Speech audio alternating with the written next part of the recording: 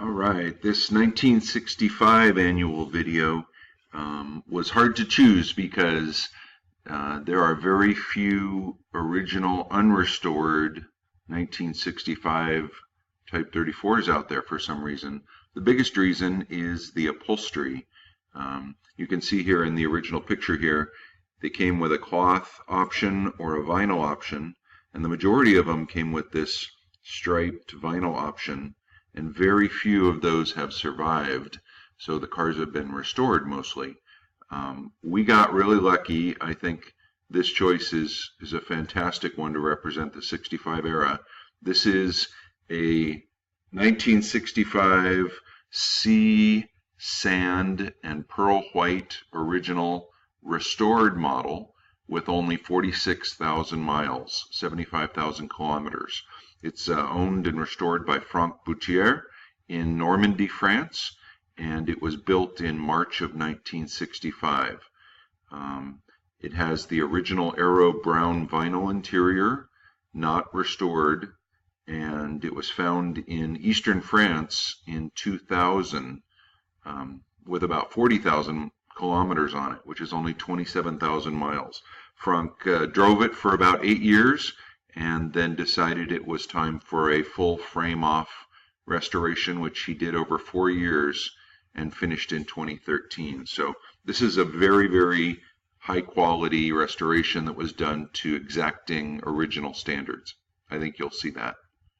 So 65 is unique in the upholstery combinations. They had many, many different colors to go with any particular color paint. So you can see the difference in the cloth material versus the vinyl material. Came in black, in blue, red, brown, light brown, and even a silver color. So very tough to find this upholstery. Franck's car is sea sand, which is an extremely rare color. Not many of those found today. And it's from France, so you can see the back F emblem on the back that he's added. This car is just very period, beautiful color with the pearl white roof that was confirmed through his birth certificate. You can see on the front he's added the French dual mixo horns, which are a high and a low tone horn in replacement of the original Hella horns.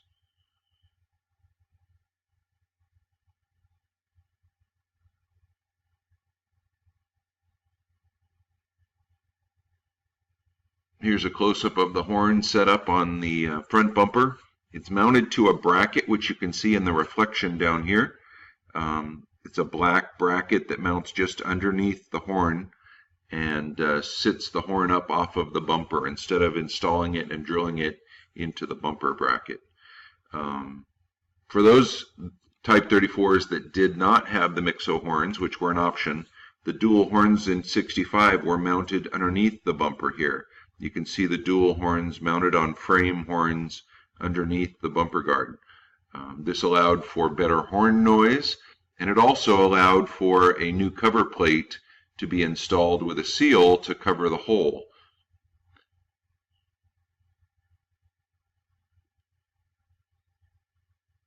Really nice scenery out in France.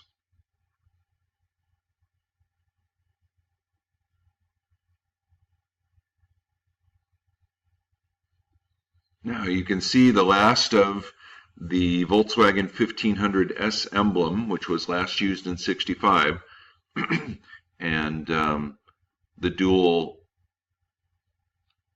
taillight lenses. Here's the F emblem, and the last year for the oval-shaped license light lenses. In 66, those changed to a flat ribbed style lens. The bumper guard also changed. This is an early pointed style guard, and the next year it would be a rounded style cast steel guard. Here's a close-up of the mixo horn from the top. You can see the French logo at the top there. And here's a close-up of that horn cover hole that blocks the opening in the body where the earlier dual horns were inside. 65 had the aluminum trim rings around the beauty rings, and it was the last year for the 5-lug wheels. Franck's car was found in a eastern France town called Nancy, and apparently a long time ago it had been resold by this dealership, and it still had the original dealership sticker underneath the rear hood latch. You can see there. Pretty neat originality there. With only 27,000 miles, it must have gotten to that dealership pretty early in its life. The interior of Franck's car is what makes this car so amazing. 65 upholstery in the seat material here. You can see this lined material is extremely difficult to find that has not been destroyed by time. This is a Aero brown upholstery, which is unique for 65, and it had matching monotone door panels here, which was the first time they did that. 64 and earlier had two-tone door panels. You can see in 65 also they retained the straight horn bar, they retained the heater controls, and now they came out with a larger speedometer for the dash. Franck has decided to install a tachometer here, which is a correct matching bronze knobbed tachometer, and he moved the clock over to the position where the speaker opening was. You can see the original radio block-off plate here, never been installed with a radio. And a close-up of the dash gauges really gives you an idea of how beautiful that dash is with the sea sand paint. 74,000 kilometers original, 46,000 miles. Just beautiful, unrestored car. The gauges in this 65 have, new for 65, have white needles for all of the gauges here, versus earlier that had amber or red colored needles from 64 and earlier. Another feature of 65s is the cigar lighter was raised up about 2 inches. Previously it was here, now it was moved up higher, and that was really made to make room for the emergency 4-way flasher unit that would come later and optional. Franck's car seats here outside of the car, you can see that ribbed horizontal vinyl material, and you can see the anthracite painted seat frames make it really, really beautiful. Door panels are again monotone colored, in very good shape. And the rear seat as well with the lined vinyl material upholstery.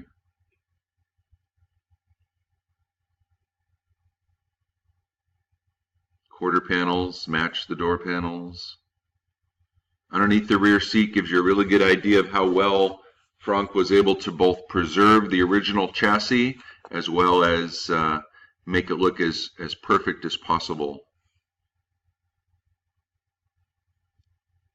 Front compartment has beautiful original liner, and you can see right down here in the corner we've got the premium fuel decal that was used in late 64 and 65 to help owners remember to use premium high-octane gas for the high compression 1500 engine. Spare tire cover is beautiful and reveals the original brake fluid reservoir, as well as all of the interior pieces that he restored.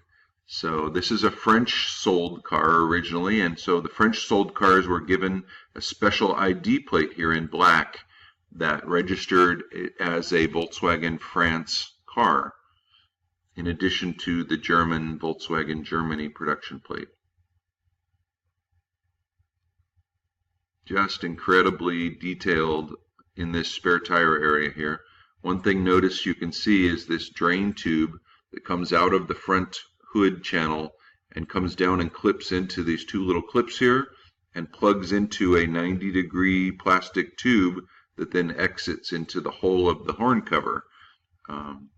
You can also see the original carpet piece that was used to soften the noise, the vibration of the jack, which is inside and in a different position. You can see now that instead of the jack being vertical like it was in the earliest years, now the jack is moved horizontally and lays on the floor with the clamp mounted onto the floor.